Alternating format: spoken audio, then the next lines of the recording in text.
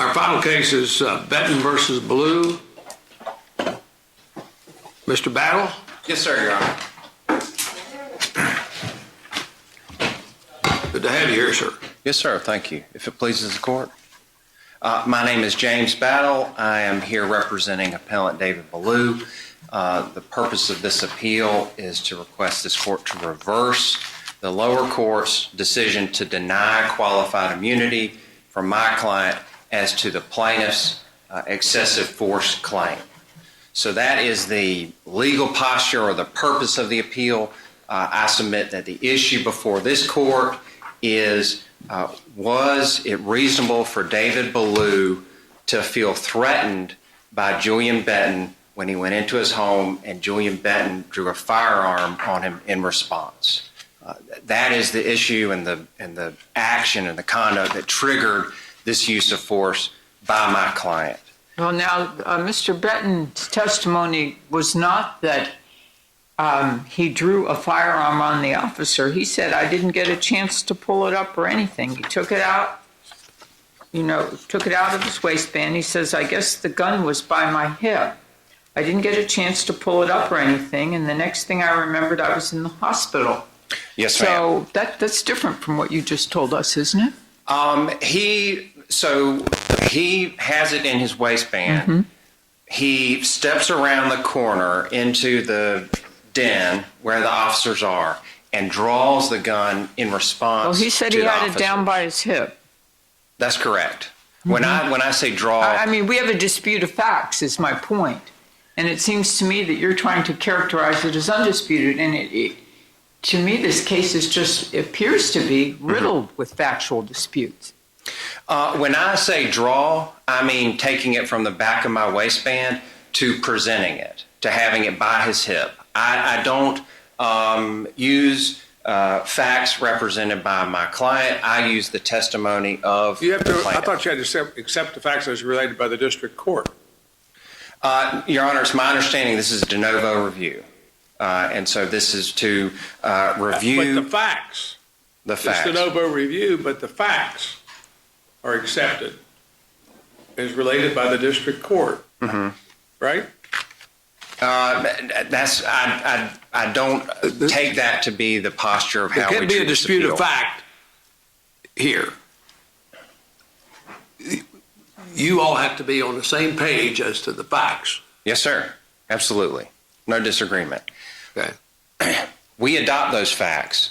Okay. I don't use my client's facts. I use Julian Benton's testimony from his deposition. Then you have to accept them the way Judge Keenan related them to you. He said, I had the gun, I had it down. Right, at his hip. Which sounds an awful lot like Cooper, doesn't it? No, ma'am, it does not.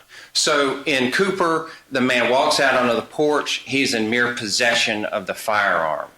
He says, who's there? He thinks, there's someone crawling or walking around his house. And then the officers approach him from the porch. The Cooper decision is that mere possession of the firearm is not enough to trigger a use of lethal force. The very important thing that comes in Cooper right after that is the assumption that a man who greets law enforcement with a firearm is likely to pose a deadly threat rests on the fact that the man reasonably knows that the police are in fact the police. And that here, goes to... They lied or made false representations. Every single one of them said they knocked and identified themselves as the police. Right. And it's no longer contested that none of that's true. So all of these ununiformed officers with no indication they're police, with no word spoken that they are the police, break into an apartment with a battering ram. Without knocking. And a guy has a gun as the intruders come in, and he was afraid, but pulled the gun and had it at his side. Absolutely, Your Honor. And that is a great opening statement for the plaintiff's argument on the unlawful. Is there anything untrue about that? I'm not going to admit, facts. Well, you have to take them. I thought that our case law is that we must accept the facts as the district court articulated them. As to the use of force. The unlawful entry is not on appeal before this court. That's a question that is bothering me. Yes, sir. You seem to want to restrict the unlawful force analysis to the moment they pull the trigger. How far back does it go in your judgment? To when that engagement begins, when And they when did encounter, that begin? when Julian Benton drew his firearm.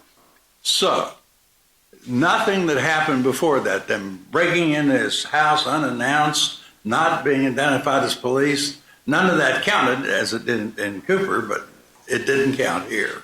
Yes, sir. That's No, accurate. well, it has to be part of the mix. I mean, it seems to me that what you're doing is you're saying we don't rely on the fact of an unlawful entry. That's correct. I agree with you, because the Fourth Circuit has looked at the time that the use of force was employed as opposed to other circuits. But that doesn't mean that the facts are irrelevant, that this man who saw these armed invaders, and he was nothing from the record but a nickel and dime drug dealer, a few grams of marijuana, you wouldn't think that all of these armed commandos were coming into your house. You had no idea they were police. You've got to be, that has to be part of the issue here. Not whether there was a legal issue of unlawful entry, but his reaction when confronted in a small space with this commando unit. Right. Okay. Julian Benton's mindset, which I believe is where the court is focusing, is not part of the analysis in a use of force cause of action. It is from the perspective of the officer. So let's take the court's point. No matter what the officer's conduct is, no matter what the officer's circumstances were or how they were created. For the use of force, yes, sir. Okay, the unlawful entry. No matter what. Yes, sir. And I point the court to L.A. County versus Mendez. The Ninth Circuit raised arguments very similar to what this court is saying, where you have this provocation, the use of force was provoked by the means of entry. I'm sorry to keep interrupting you. Yes, sir. That's okay. I can just envision armed men breaking down my front door and starting up the stairs in the dark, and let's just suppose I have a firearm, and nobody shouts police, and when they appear, nobody's wearing a police uniform or identifying themselves. I think I might get the gun out. Yes, sir. Is that unreasonable? And if it's not unreasonable, then why is it reasonable for the police officers to shoot 22 times or whatever it was? 29. 29. Yeah, how is this case a bad guess in a gray area under our law? I mean, this is just it doesn't even seem to be a guess. I mean, they just came in to unload on this guy. I mean, shooting 20-some times. Does it not matter? I'm sorry to interrupt, but Okay. does it not matter that it was just a marijuana charge and they decided to go there where the door was unlocked and knock it down with a battering ram and run in with no identification? Does that not matter at all? The tactics used to, the SWAT-like tactics, that cause of action was dismissed by the lower court. If that's what the court is referring to. That wasn't what I was doing, but I made my point. Go ahead. Okay. So where I think the court is drawing concern is that Mr. Benton is in his home, and there's a common That's pretty belief. important. He's in his home, Yes, sir. and people break down the door. Yes, sir. They don't say who they are. They're Yes, not sir. dressed as police officers. And they come in. Yes, sir. What did he do was unreasonable?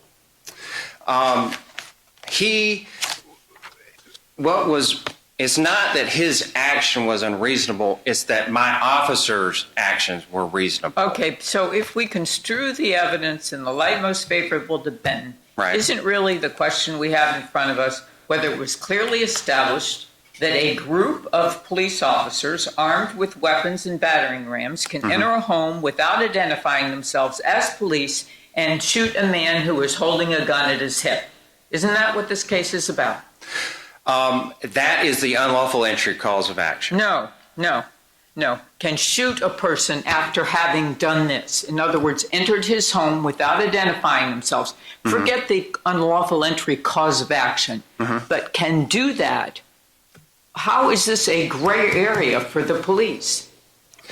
To shoot somebody 20-some times, and even if we were to give you the first shot, how do they have a right to unload 20-some shots at this man?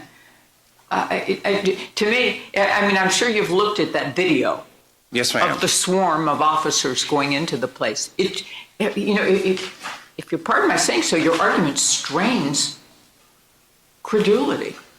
It's just so shocking what occurred in this case for a 2-bit marijuana deal. If they didn't think it was important to identify themselves, why'd they lie about it?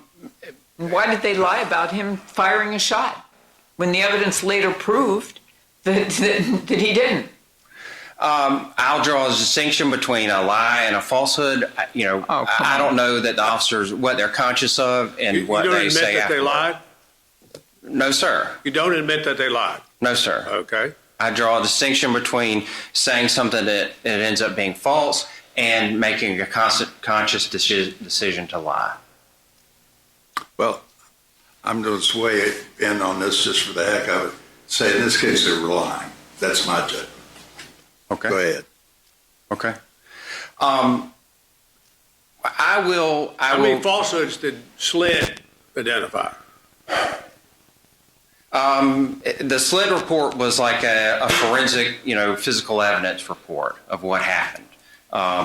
We did an internal affairs investigation. Did they say they knocked? I don't recall that they analyzed, on the entry. Did they say they announced? I don't recall that being in the SLED report. I guess it's that. Did they say he fired the first shot?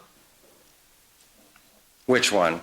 Did the SLED report say that the officer said that Mr. Benton fired the first shot?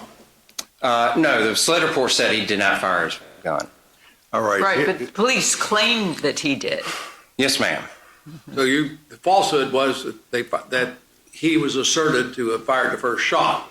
Yes, sir. He had not fired the first shot. Yes, sir. Okay.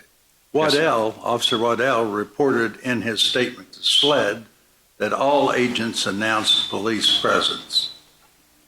JA 2801. Yes, sir.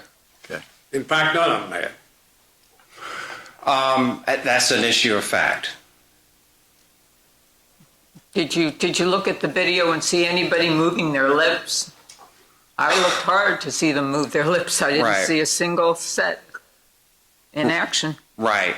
And standing before the court today, it seems that we haven't gotten past the entry, that the unlawful entry cause of action is the focus in this argument, and I want to extract the use of force. No, it isn't. The question is, did the police have a right to unload their weapons into somebody in his private home when he is standing there with a gun at his hip, not pointed at the officers, not firing at the officers? Do they have a right to unload their weaponry into this person? He's drawn his firearm in reaction to seeing the officer. He's holding it down at his hip. That's the record. It is. Okay. Am I dismissed? No. Oh, okay. I thought she said you got next. some time. You're on the yellow light, but you Okay. still got whatever time you can see it better than I can. Well, if the court views his testimony as holding You have it, to accept the facts the way they were articulated by the district court. Right. To argue this kind of an appeal. right? It's a collateral order appeal, Yes, sir. saying the court missed it on the excessive force claim. Yes, The sir. court was wrong, taking the facts That's right. as the court perceived them. The court was wrong. So, but you don't want to accept those facts. It doesn't seem to me. You want to argue a different set of facts.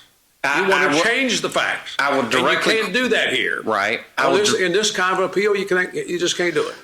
I will directly quote Mr. Benton's testimony. It's that Okay, so you have the Hensley case, which is like what we're describing here. It occurred after this raid, but where the gun is held down. The drawing of the firearm in reaction to the police is a threatening gesture. He is 8 feet away from the officers at the time that he draws the firearm. Holding it down at his side, according to JA 1999, 2376 to 77. His testimony is he got it to his hip. There's no indication that there was a pause where he's He said, I had it investigating. down. The gun was by my hip. I didn't get a Right. chance to pull it up or anything. That's a quote from the record. Right. He was shot, he was hit 9 times, and 29 shots were fired. Yes, sir. The next thing he remembered, he was in the hospital. Yes, sir. Somebody right. comes charging into my house in the middle of the night with ski masks on and weaponry and don't identify themselves as police, which, by the way, an intelligent crook would do. And they come into my bedroom, and I decide that it's okay to defend myself because they shouldn't be in there. Yes, sir. And, you know, Heller makes a special deal about defending my house. And I reach for my gun in my bedside table or in my secret compartment or wherever I might have such a thing. Mm-hmm. Fire away. I will answer that question in the reverse. Is the officer supposed to be shot because the entry was improper? Okay, look. I'm sorry, excuse me. I'm No. assuming that's not an answer. No, it's not. Okay. Where in the record does it show that Officer Ballou saw Benton draw a gun? Where in the record? Can you point us to that? I believed it was in his deposition. You know, Okay, can you point us to the place, if you'll do that on rebuttal? absolutely. I Thank see you. my time is up. Thank you. Thank you very much, sir. Mr. Gosh?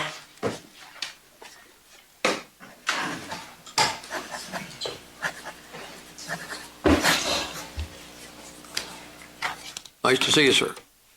Good morning. May it please the court. I'm Narendra Ghosh, and along with Burton Craig, Paul Smith, and Johnny McCoy, I represent the plaintiff, Julian Benton. On April 16, 2015, 10 DEU agents converged on Mr. Benton's home. 5 of those agents ran up to his front door. None of them knocked. None of them announced themselves as officers. Instead, defendant David Ballou held open the screen door while another agent ran up with a battering ram and smashed down the front door. Mr. Ballou and 2 other agents then rushed into Mr. Benton's home with their semi-automatic rifles raised. Mr. Benton was walking out of his bathroom when he heard his front door being smashed down. He did not know that the men who entered were law enforcement. They did not identify themselves upon entry. They gave no warnings or commands. They were not wearing uniforms. Instead, they wore a mix of face masks, backwards baseball caps, short sleeve shirts, long sleeve shirts, jeans, khakis. Startled by the break-in, Mr. Benton reached for a gun in his back waistband and pulled it out and held it down by his side. He did not point it at anyone. He did not raise it. He did not fire the gun. Rather than saying anything like police or drop your weapon, Agent Ballou and the 2 others fired 29 shots at Benton, hitting him 9 times and paralyzing him for life. Now, to address one What of kind of a your... semi-automatic rifle was that? Excuse me, Your Honor? What type of semi-automatic rifle was? I do not Did they recollect have? the precise type. It did require them to pull the trigger each time that they fired. Okay. To address one of the questions, this court's review is based on the district court's articulation of the facts because it's coming up on an interlocutory appeal on qualified immunity. And so, Your Honor is correct, and that's how this court has to look at it. And as Your Honors emphasized, the way that the magistrate judge described it is that at JA 2815, Mr. Benton, quote, reached for his gun and held it by his right side, at which point the officers opened fire. And obviously this is Did you based... have an argument in the district court on this? an oral argument, or was it decided on the paper? There was no oral argument before either the magistrate or the district court judge. Okay. Could I just bother you with something? Yeah. Is there really a distinction, and I realize there is in the case law right now, between somebody suddenly pulling out a gun to point it at the floor and somebody suddenly pointing out a gun and raising it some, in terms of the police officer's fear for their life? I mean, I think there is a distinction if Mr. Benton had pulled it out and raised it toward the officers. Now, I will emphasize that The officer has right to defend himself. Yes, Your Honor, although it's worth emphasizing that, and the defendants rely on a number of Fourth Circuit cases, but in each of those cases, the plaintiff had, before he was shot, he had disobeyed an officer's command and then reached for an apparent weapon before being shot. And of course, disobeying the command to a known officer is crucial because someone, as this court said in Cooper, someone who greets law enforcement with a weapon, officers can presume that they're likely to be a threat. Where, however, as in Cooper, as in this case, where the home resident has no way of knowing that he is confronting law enforcement, his, quote, perfectly reasonable rationale for bearing a gun should have been apparent to the officers. Were any commands given here? No, Your Honor, on the record, in the light most favorable to us. On this record, were there any commands given? No, Mr. Benton testified that there were no commands, and it wasn't just him.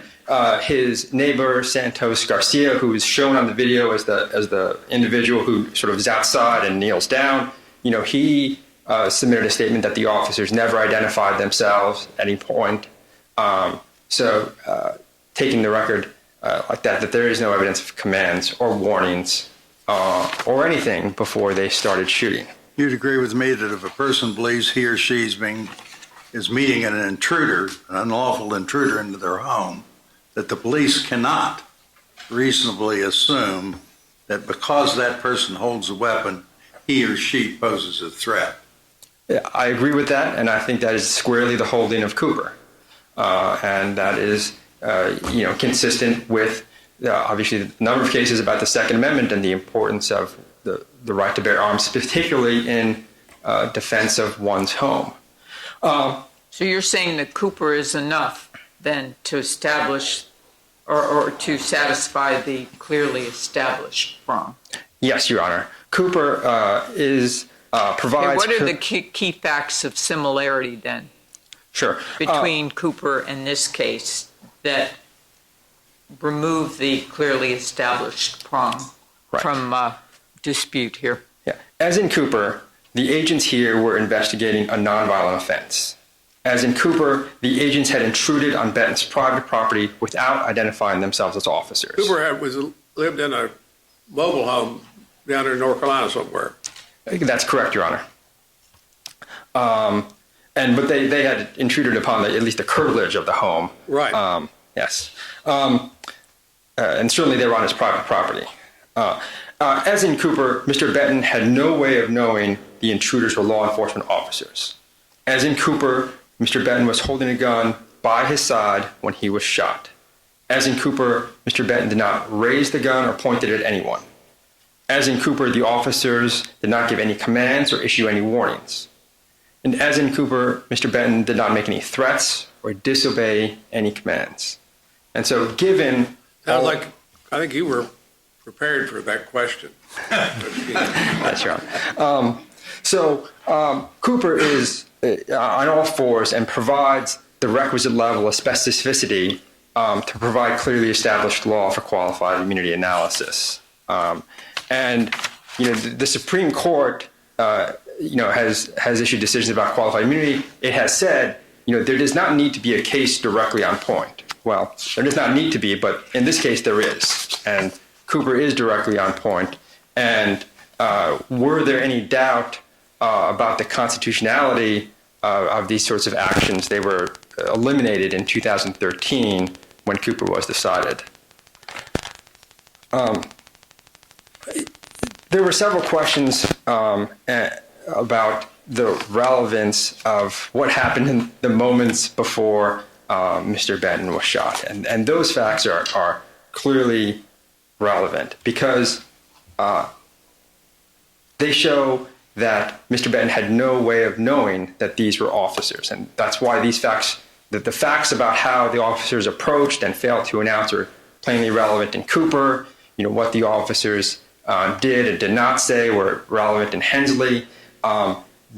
It's black letter law that in deciding whether a use of force is objectively reasonable, one looks at the totality of the circumstances.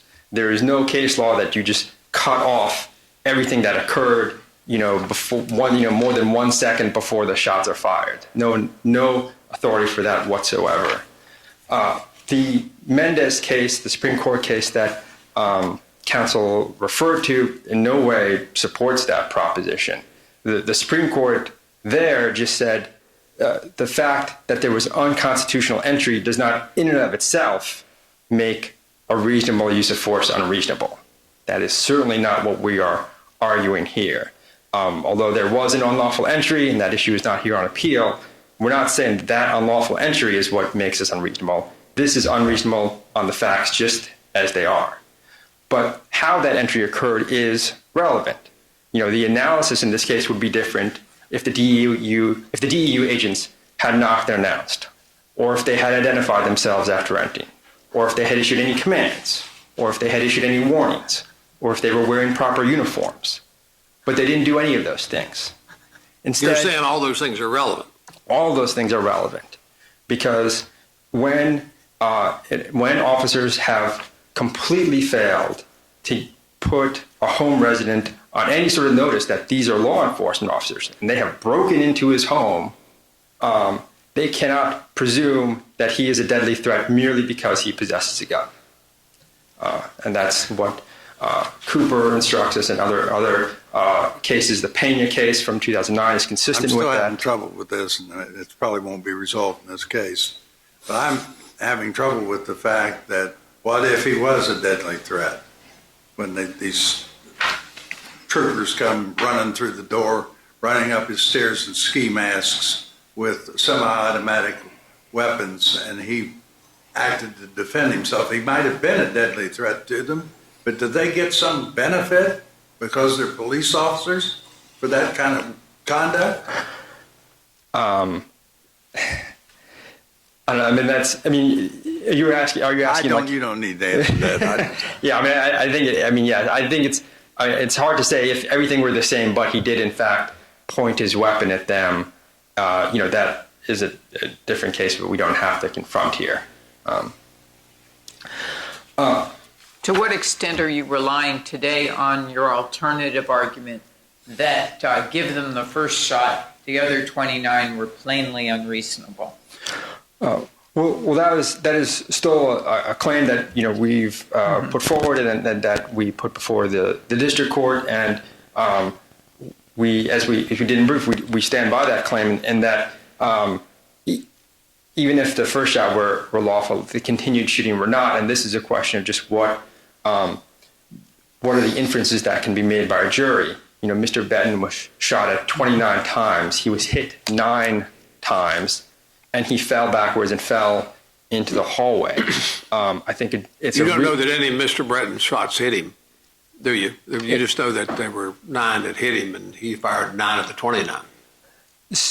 That's correct, Your Honor. He could have missed all. He could have missed with all 9 of his. That is correct. Although it might not make any difference. Well, I'm not saying it would. But yeah. Although you're not saying that Bretton shot him. The record, it's unclear whether Mr. Ballew's bullets are the ones that hit Benton or how many times they did. I got backwards. The name's backwards. Yeah. I mess up names a lot. I apologize for that. I messed up yours when I introduced you. No. But taking the record, the inferences in Mr. Benton's favor are that Mr. Ballew's shots did hit him. And it is a jury can reasonably infer that Mr. Benton did not stay standing throughout after being hit all 9 times, that he fell at some point. And it's reasonable to infer that he was shot at some point when he was lying on the ground, or shot at, given the fact that there were bullet holes close to the ground where he fell. And so based on those facts, You mean in the floor?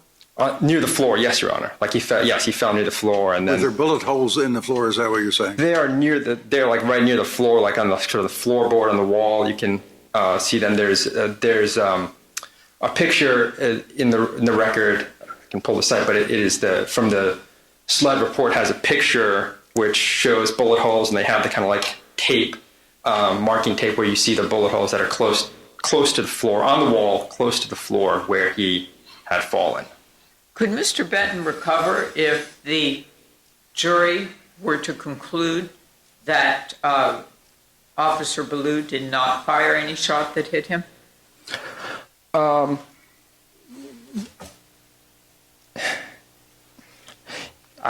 I don't know if I don't know if he could recover on his excessive force claim if they somehow decided that he fired 9 shots but all of them missed. I think he could still recover against Ballou on the unlawful entry claim because the officers, including Mr. Ballou's unlawful entry, was a proximate cause of the shooting that occurred. So I think he still could recover on that basis.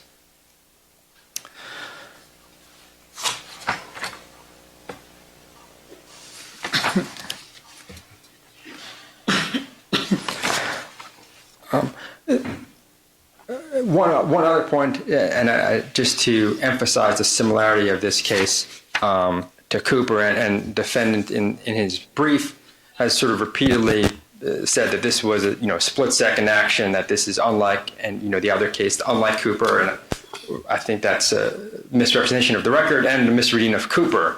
The action here took 2 or 3 seconds, which is very similar to what happened in Cooper. In Cooper, the officers were coming up towards the porch door. One of the officers stumbled over concrete, and he looks up, and the door opens, and he reacts and fires. The plaintiff's testimony is he was shot within seconds of emerging from his door. So Cooper is likewise a case that involved, a decision that involved seconds, and this case is no different.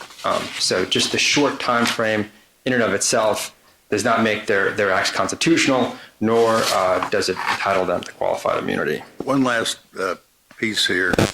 In Cooper, the court said, as in Penna versus Porter, the court on which the court relied, Cooper's perfectly reasonable rationale for bearing a firearm while investigating a nocturnal disturbance on his own property should have been apparent to the officers at the time of the shooting, and I think weighed into their calculation.